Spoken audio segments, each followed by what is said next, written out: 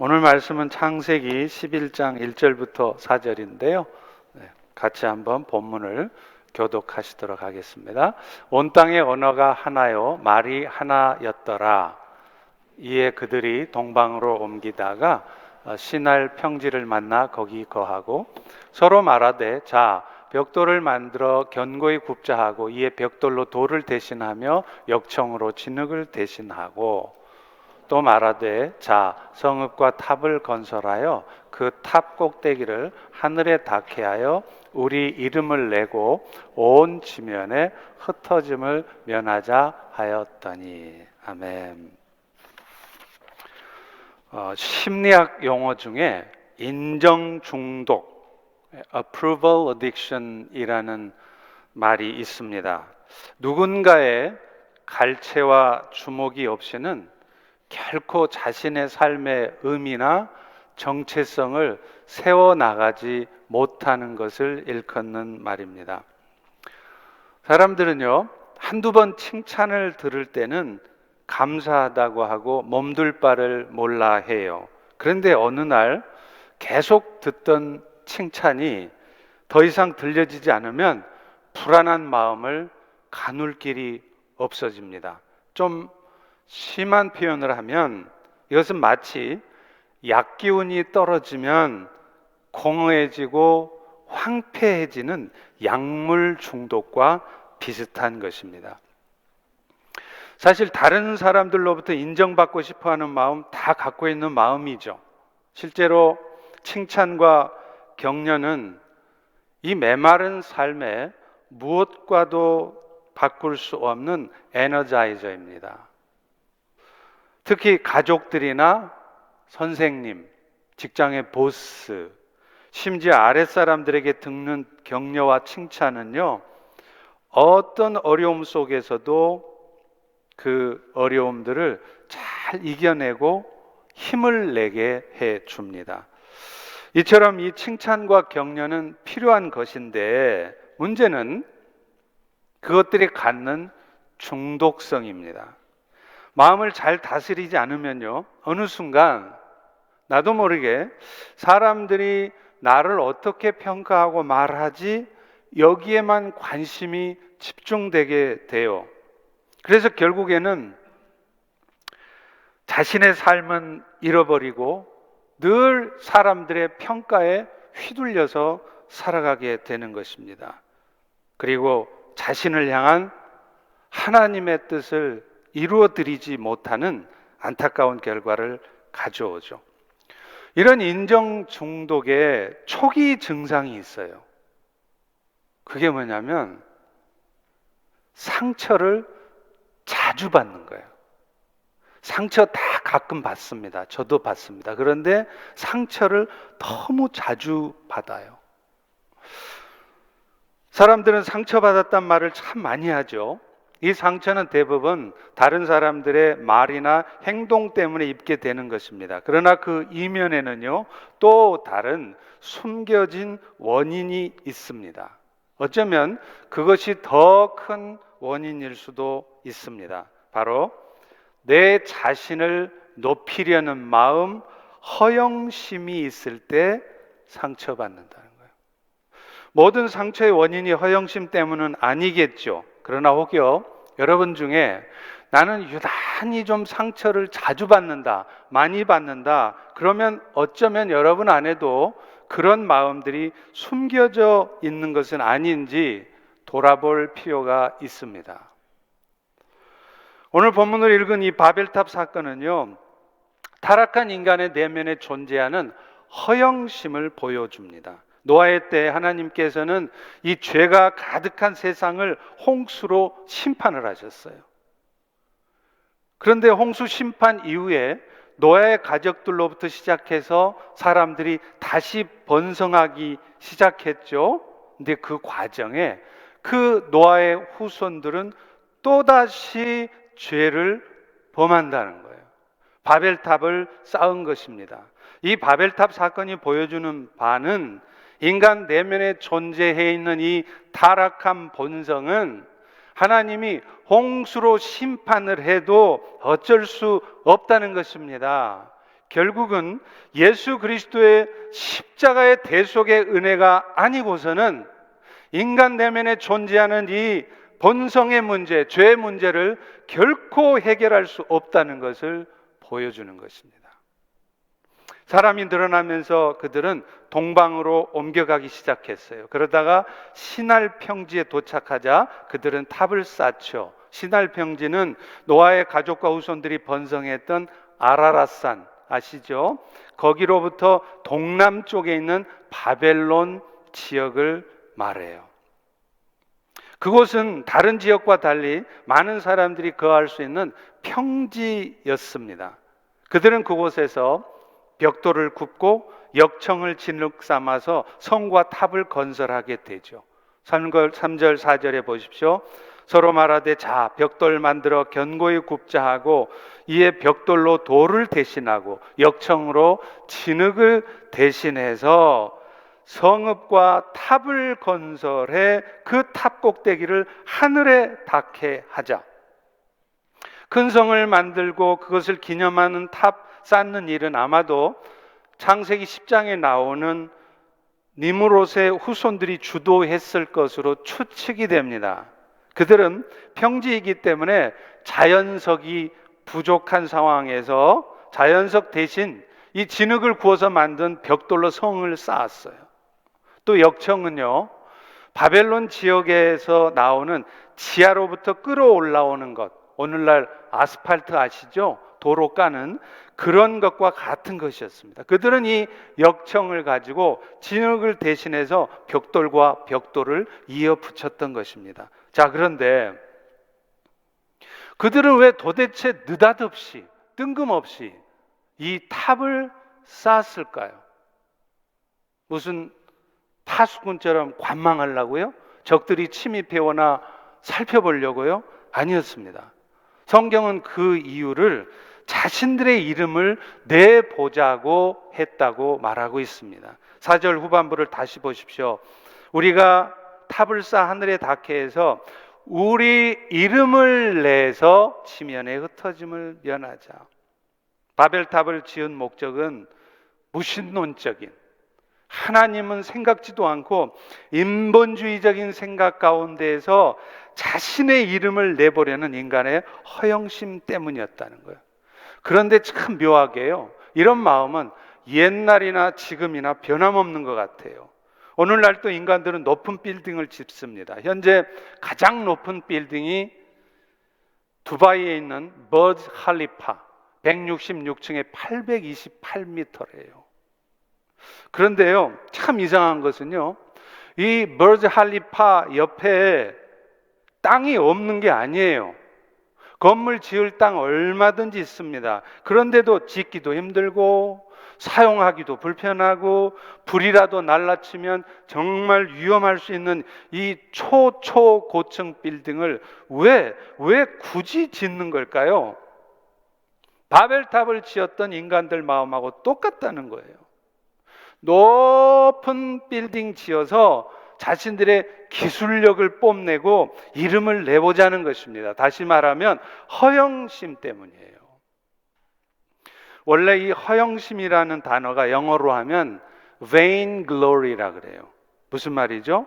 헛된 영광, 잘못된 영광, 그런 뜻이에요. 겉으로 보면 굉장히 영광스러울 것 같아요. 내가 그것만 가지면, 내가 그 일만 해내면 굉장히 내가 영광 받을 것 같아요. 그런데 실상은 속이 텅 빈 강정 같은 거라는 겁니다. 실제로 고린도전서 3장 12, 13절에 보면 예수님께서 마지막 날 우리가 이 땅에 살 때 쌓았던 공적에 대해서 불시험을 하신다고 말해요. 만일 누구든지 금이나 은이나 보석이나 나무나 풀이나 짚으로 공적을 쌓으면 그날이 되어서 그 공적을 밝혀줄 텐데 불시험을 통해서 밝혀보겠다는 거예요. 그런데 그 불시험에서요, 열심히 일했어요. 가족을 위해서도 죽으라고 살았어요. 그런데 그것이 그리스도의 터 위에 세워지지 않은 공적이면 다 불타버린다는 거예요. 오직 그리스도의 터 위에 예수님의 이름으로 열심히 섬긴 것만 공적으로, 상급으로 남는다는 겁니다. 자식들 위해서 새벽부터 저녁 늦게까지 죽으라고 일했던 거, 이게 공적이 아닐 수 있다 이 말이에요. 14, 15절입니다. 만일 누구든지 그 위에 세운 공적이 그대로 있으면 상을 받고 누구든지 그 공적이 불타 없어지면 해를 받으리라. 손해보는 거라는 얘기예요. 죽으라고 열심히 살았는데 그게 하나도 득이 아니고 손해보는 짓만 하다가 천국 왔다는 겁니다. 결국 그리스도의 터 위에 세워지지 않은 공적은요, 마치 개털 모자 같아요. 아마 제가 상상해 보는데 천국에 딱 제가 들어가면 개털 모자 쓰고 다니는 사람들이 좀 있을 것 같아요. 여러분, 개털 모자가 뭡니까?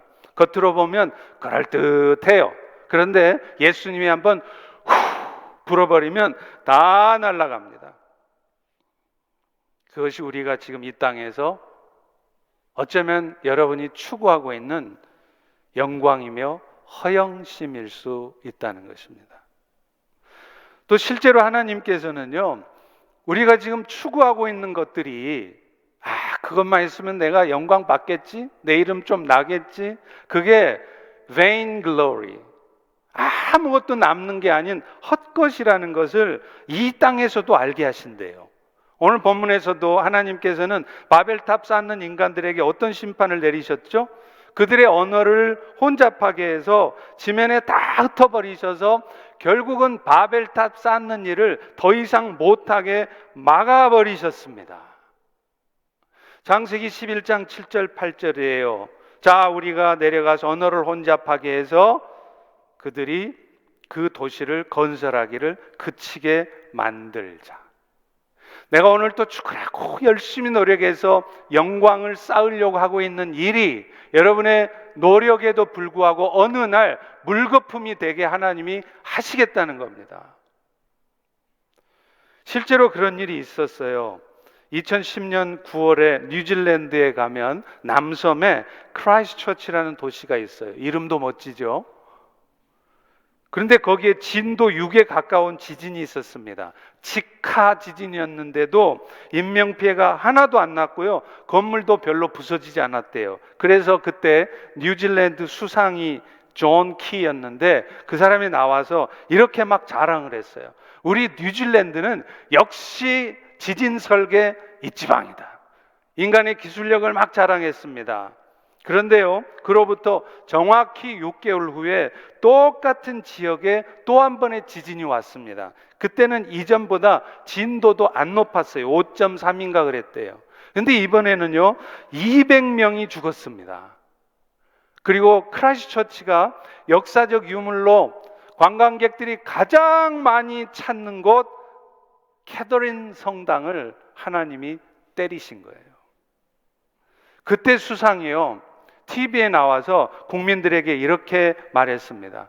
참으로 보잘것없는 인간의 기술력을 자랑하며 교만했던 우리 모습에 대해 하나님께서 진노하신 것입니다. 우리 모두 하나님께 회개하며 기도합시다. 역시 그래도 기독교 국가라 다르죠.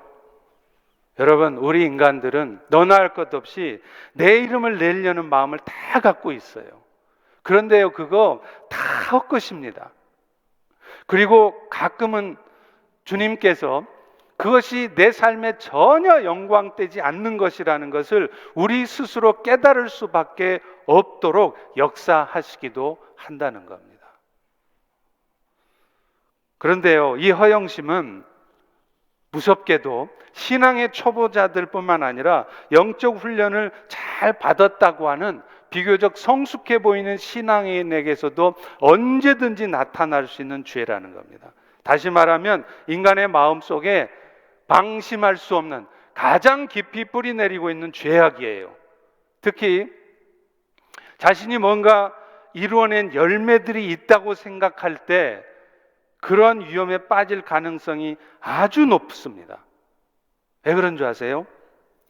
영적 훈련을 잘 받은 사람들, 성경 공부도 많이 하고요, 성경도 책도 많이 읽고요, 그러면 그런 사람들은 탐욕이나 정욕, 이런 죄악들은 어느 정도 통제를 해요.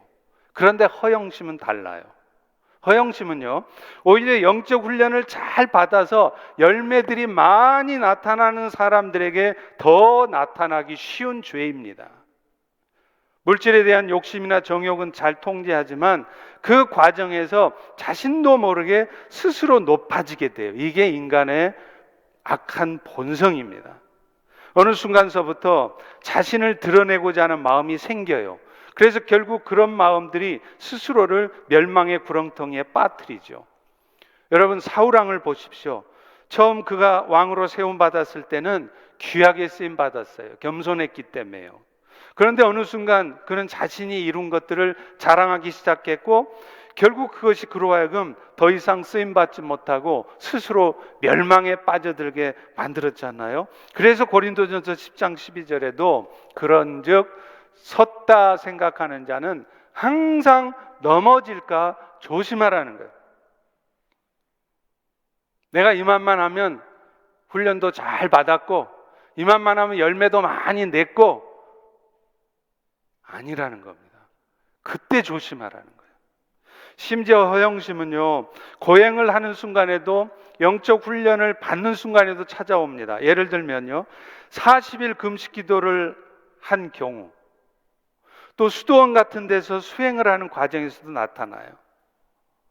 어떤 유혹이 있냐면요, 자기가 깨달은 바를 속히 누군가에게 드러내고 싶은 욕망이 막 생기는 거예요. 저도 경험했어요.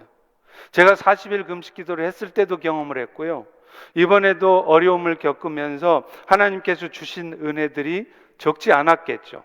그래서 사실은 제가 연초에 신년 부흥에 제가 직접 여러분들에게 말씀을 전해 드릴까도 생각했어요. 그런데 기도하는데 어느 순간 주께서 이렇게 말씀하시는 거예요. 너 뭐가 그렇게 급하냐? 영적인 일조차도 내 생각대로 뭔가 성급하게 이루어내려는 마음들이 있잖아요. 그죠? 그런데 그 마음 알고 보면 그 이면에 허영심이 있다는 거예요. 속히 결과물들을 드러내고 보여주고 싶은 헛된 마음들이 있는 겁니다. 이처럼 허영심은 우리 삶의 누구에게도, 목사인 저에게도, 초신자인 여러분에게도 어느 때고 영적 훈련을 열심히 받고 있는 순간에도 계속 찾아온다는 것을 알아야 된다는 거예요. 자신의 죄에 대한 깨달음의 순간이라도 허영심은 결코 떠나지 않습니다. 그래서 우리는 항상 내가 나도 모르게 지금 나를 드러내려고 이 말을 하나? 내가 나를 드러내려고 지금 이 일을 하고 있나? 그걸 경계하시라는 거예요. 허영심의 가장 심각한 문제는 무엇보다도 하나님께 합당한 영광을 내가 가로채며 살아가는 겁니다. 하나님을 높여드리고자 했던 겸손한 마음도요, 어느 순간 변질돼요. 저도 그게 경험이 됐어요. 겸손하게 보이는 나의 모습을 통해서 오히려 그걸 통해서 사람들로부터 칭찬받고 인정받으려는 거예요. 아, 저분은 참 겸손한 분이야.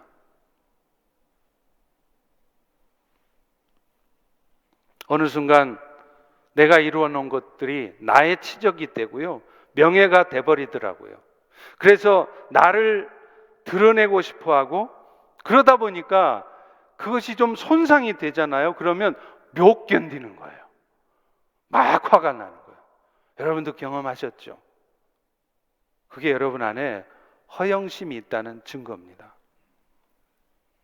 젊은 시절 엄청난 은혜를 끼치고 귀하게 쓰임받았던 종들이 한국 교회 보세요. 어느 순간서부터 기득권을 지키려고 하고요, 그래서 불법은 아니지만 편법을 동원해서라도 세습을 강행하잖아요. 처음 개척했을 때부터 평생을 헌신했던 교회가 어느 순간 주님의 교회가 아니라 나의 교회가 되는 것입니다. 이 모든 것들은 우리가 누리고 있는 결과물들, 여러분들이 지금 누리고 있는 결과물 지위가 나의 노력이 아니라 주께서 이루어 주신 것이라는 것을 잊어버릴 때 갖게 되는 마음이에요. 그런데 이것은 하나님께서 마땅히 취하셔야 될 영광을 내가 대신 가로채는 죄악입니다. 간음하고 사람 죽인 것만 죄가 아니라 마땅히 하나님께 돌려져야 될 영광을 내가 가로채고 있는 것도 죄라는 거예요. 그런데 오늘 이런 허영심을 부추기고 그래서 우리로 하여금 자신도 모르게 하나님의 영광을 가로채게 하는 것이 소비주의라는 게 있어요. consumerism이라는 건데 이 사회심리학 용어인데요. 소비자가 모든 것의 중심이 되는 사회를 말합니다. 이것은 시대적 배경을 갖고 있는 용어예요. 20세기 들어서면서 산업혁명을 통해 기계가 대량 생산을 하죠. 그러니까 사람들은 살기가 아주 편해졌어요.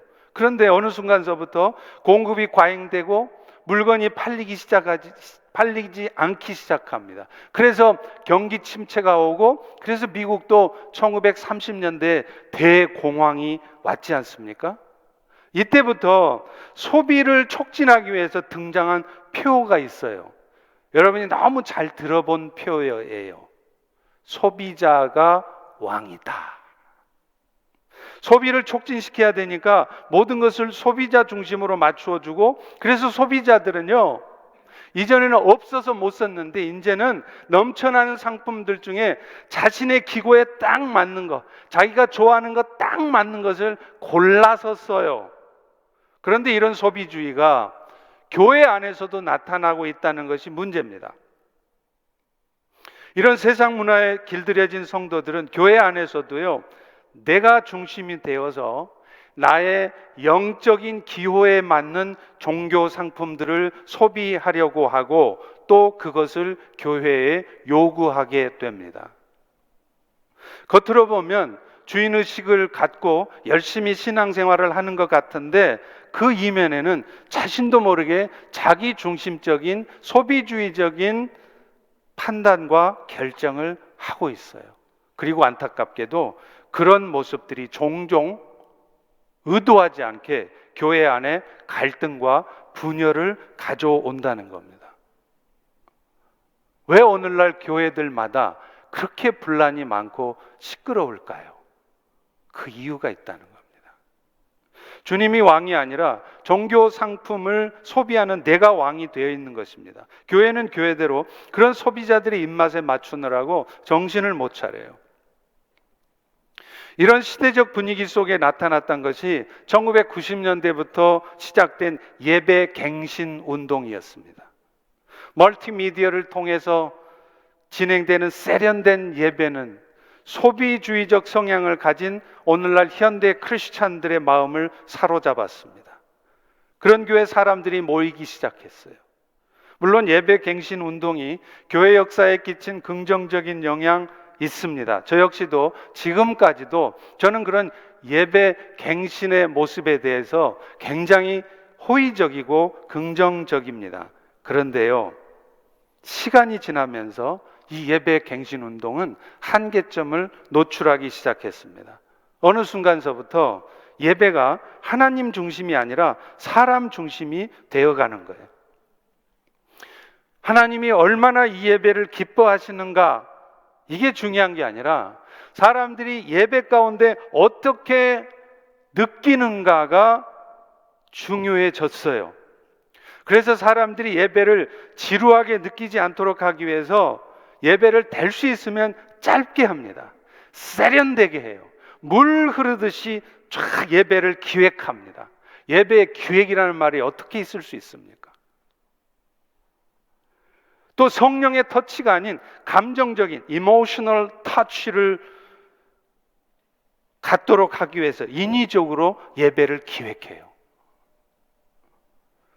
이런 모습은 하나님이 받으셔야 할 영광을 사람이 가로채고 있는 겁니다.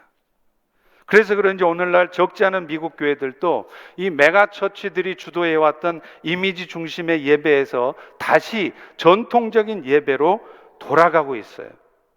모든 교회가 그런 것은 아니지만 이미지 중심의 예배가 자칫 자기 중심적 신앙생활을 하게 만들므로 해서 의도치 않게 하나님의 영광을 가로챌 수 있다는 것을 발견하게 된 것입니다.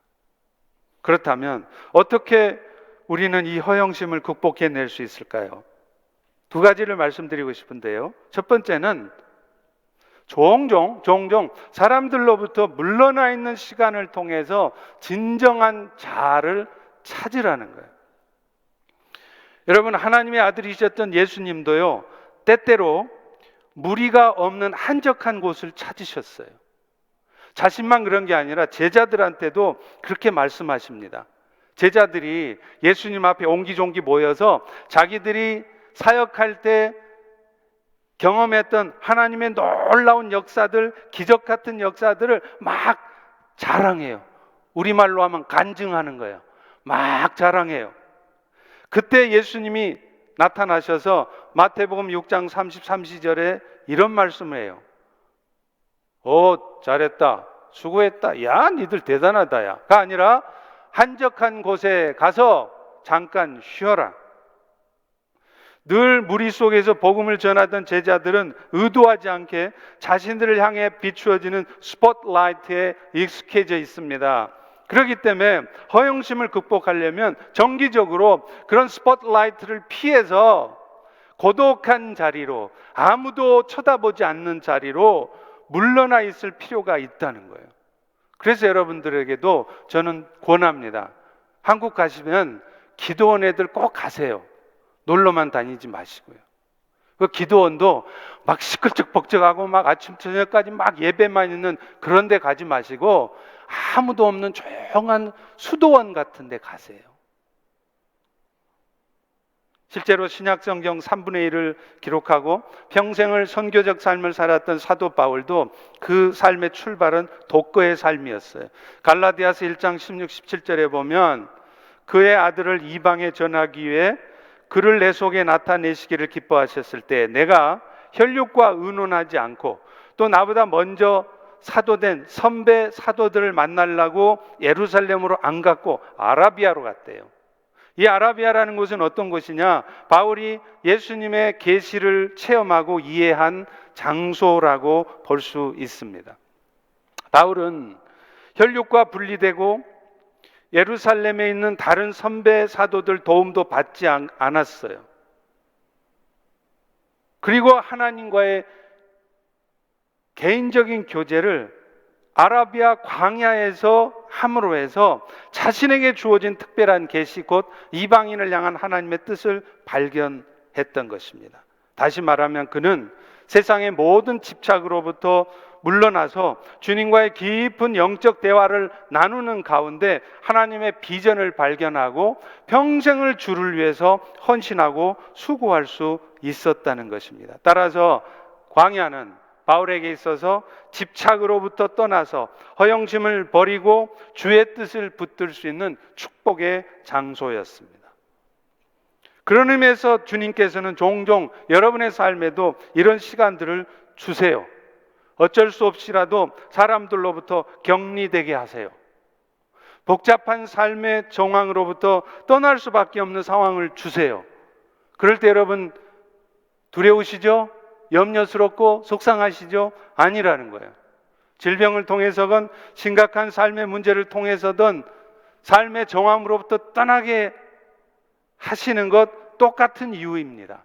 온통 현실에만 집착해 사는 우리를 그 현실의 문제로부터 잠시라도 벗어나서 너를 들어보다 보라는 거예요.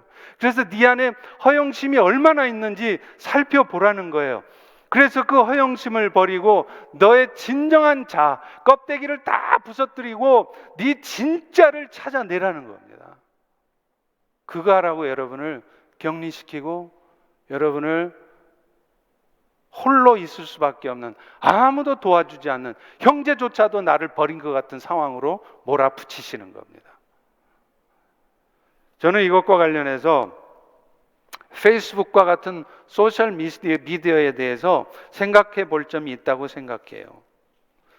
페이스북이 자신의 일상을 알려서 서로 잘 이해하게 하고 깊은 만남을 가져다 주는 부분이 있죠. 그런데요, 이것처럼 우리의 허영심을 자극할 수 있는 것이 없어요. 자신도 모르는 사이에 우리는 페이스북을 통해서 자신을 과시하고 드러내려고 합니다. 무엇보다도 이 일상의 소소한 일들을 사람들에게 알리는 일에 관심을 쏟게 만들어서 진짜로 내가 해야 될, 나를 돌아보고 내 내면을 가꾸는 데는 소홀하게 만들어요. 그리고요, 그 일을 자꾸 하다 보면 어느 날 나도 모르게 다른 사람들의 눈을 자꾸 의식해요. 별로 하나님이 나를 어떻게 볼 것인가는 중요하지 않게 되는 겁니다. 그러니까 페이스북 하지 마시란 말이 아니라 조심하시라는 거예요. 마지막으로 하나님과의 관계 가운데서 자신의 정체성을 찾으시라는 겁니다. 참된 자아는 세상의 사람들로부터 인정받고 칭찬받는 가운데 찾아지는 것이 아닙니다. 그건 껍데기입니다. 우리의 진정한 정체성은요, 이 세상의 주인 되신 삼위 하나님에 의해서 이 땅에 우리가 태어났고 지금 이 순간에도 여전히 그분의 사랑을 받고 있는 존재라는 것을 깨닫는 것입니다. 오직했으면 아들 예수를 생명을 희생시켜 가면서 저와 여러분을 위해서 그 엄청난 희생을 감수하셨어요. 지금도 여러분을 너무나 사랑하시기 때문에. 그렇기 때문에 우리는 설사 이 땅에서 아프다가 죽어도요, 여러분의 비즈니스가 망해도요, 자식들 다 잘 못 돼도요, 나는 여전히 영원한 하나님의 사랑을 받는 존재라는 것을 확인하고 확신하셔야 돼요. 그럴 때 우리는 더 이상 허영심의 죄를 뒤집어 쓰지 않습니다. 자꾸만 나를 드러내려고 하고 내 이름 내려고 하는 그런 헛된 욕망에 사로잡히지 않아요. 내가 이미 영광스러운 자인 것을 알기 때문이죠. 그런데 너무나도 안타깝게 오늘날 교인들은 세상 사람들과 별반 다르지 않는 정체성을 갖고 살아요. 그래서 어찌하든지 신앙생활을 해도 교회 댕겨도 결국에는 다 세상에서 잘 되고 싶은 마음을 포기를 못하는 거예요. 그러니 허영심의 노예가 되는 것이죠. 오늘날 젊은 층들이 교회를 왜 떠날까요? 저는요, 이게 다 엄마 아빠인 우리의 책임이라고 생각합니다. 엄마 아빠가 중직자인데 구원은 받았다고 하는데 모습을 보면 전혀 변화된 모습이 아니에요. 그러니 자식들이 보고 배울 것이 없는 것이죠. 또 정체성이 불분명해질 때 우리는요, 주님께서 기뻐하시는 무언가를 하기 위해서도 반드시 뭔가가 있어야 된다고 생각해요. 돈도 벌어야 되고요, 소셜 포지션도 좀 높이 있어야 주님 기뻐하시는 일을 할 수 있다는 생각이에요. 그래서 어찌하든지 높은 자리에 올라가려고 그러고요, 그래서 어찌하든지 비즈니스 잘해서 돈을 많이 벌려고 해요. 그거 있어야 주님 기뻐하시는 일을 할 것 같으니까요. 아닙니다. 제가 언젠가 뉴질랜드의 오클랜드의 에딘버러 칼리지 이사장이신 목사님 대해 소개하신 적이 있어요. 이은태 목사님이라는 분이에요. 이분은 그야말로 동화 같은 과정을 통해서 1,500만 불짜리 빌딩 두 개를 얻게 되셨어요. 그리고 지금은 그 오른편에 있는 크리스찬 캠프까지 하나님이 주셨더라고요. 이분은 이 빌딩에서 나오는 수입을 갖고 한국의 농어촌 교회 목회자 자녀들을 매년 200명씩 뉴질랜드로 초청해 무료로. 그래서 6개월에서 1년 정도 영어 교육을 시켜줍니다. 얼마나 대단한 분이세요. 간증이 많아요. 지금 다 말할 수가 없어요. 근데 최근에 그분께서 저한테 카톡을 보내주셨는데 진짜 감동을 받았어요. 팬데믹 상황으로 많은 선교사들이 한국에 지금 들어가 있잖아요. 근데 선교사님들이 지원금이 다 끊긴 거예요. 한국에 있으니까. 그러다 보니 선교사님들이 집세조차 못 낸다는 겁니다. 이 소식을 들은 목사님이 기도하다가 선교사 한 분당 100만 원씩, 1,000불씩 30명에게 지원을 해주려고 작정을 하고 도움이 필요하신 분 지원하세요 하고 광고를 냈어요. 조그맣게 광고를 했는데 무려 30명이 아니라 700명이 지원을 했답니다. 그래서 고민이 되셨어요. 이거 어떡하나. 기도하다가 에이씨, 하나님이 하신 거 하지 뭐. 그래서 100명을 지원하기로 작정하고 모금을 시작했습니다. 며칠 후에 그 목사님의 그 영어 지원 프로그램을 통해서 뉴질랜드에 공부하다가 다시 돌아가서 의사가 된 부부 의사가 연락이 왔어요. 목사님, 제가 목사님 그 광고를 봤는데 제가 헌금할게요 하고 5만 불을 헌금을 했어요. 그래서 광고 나가자마자 며칠 만에 30명분이 아니라 100명분이 채워졌어요. 나중에 다 정리를 해보니까 1억 5천만 원 150명분이 채워졌습니다. 뭘 말합니까? 내 가진 거 없어도, 눈에 보기에는 이거 아무것도 못할 것 같아도 주님이 기뻐하신다는 믿음 가지고 나가면 30명이 아니라 150명을 지원할 수 있도록 주님이 역사하신다는 거예요. 이분은 그것에 대한 확신이 있었어요. 왜요? 정체성을 갖고 있었기 때문에 그래요. 나는 하나님의 사랑을 받고 있는 자녀다. 주께서 이루시지 못할 일이 없다. 주님은 정말 초월적인 방법으로 우리 가운데 역사하고 계시고 오늘도 그 은혜가 여러분 모두에게 있어요. 그러니 이 시간 기죽지 마십시오. 병 좀 약해졌다고, 병 때문에 몸이 좀 약해졌다고 실망하지 마십시오. 자주 그런 일이 일어난 건 아니지만 오직 주의 영광을 위해 주의 이름을 높이고 있으면 정말 높아져야 할 사람은 주님이 알아서 높이세요. 아무리 낮은 가운데 있어도 그 사람을 통해 하셔야 될 일이 있으면 주님이 친히 역사하십니다. 다시 한번 내가 어떤 존재인지 정체성을 세우는 과정에 나를 높이려는 허영심은 다 던져버리시고 오직 주님을 높이기를 소망하는 우리 모두가 되시기를 주의 이름으로 축원드립니다. 기도하겠습니다. 하나님, 오늘 또 우리에게 은혜 베풀어 주셔서 이 귀한 말씀을 통해 도전해 주시니 감사합니다. 우리도 모르는 사이에 우리 안에 숨겨져 있던 나를 높이고 내 이름을 내고자 하는 그런 허영심은 없는지 돌아보게 하시고 허영심 대신 주의 이름을 높이고자 하는 결단이 우리 가운데 있게 하여 주시옵소서. 예수님의 이름으로 기도합니다. 아멘.